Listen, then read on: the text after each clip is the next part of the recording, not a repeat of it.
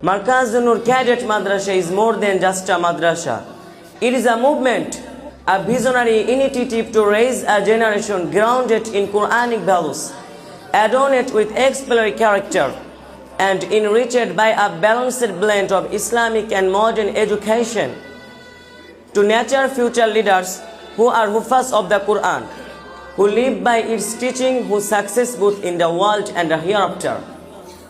We express our deepest gratitude to our respected principal is Hafiz Qari Mahbub Rahman Sahib Damat Barakatuhum, whose wisdom, sincerity and dedication have been instrumental in giving life to this mission.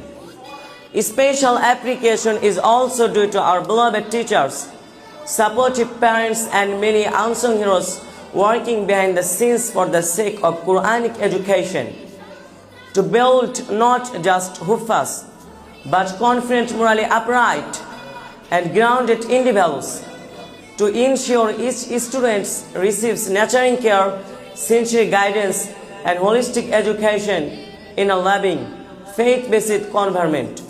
Today's ceremony is more than just a formal event. It is a heartfelt call. Let us come together and be part of this enlightening journey.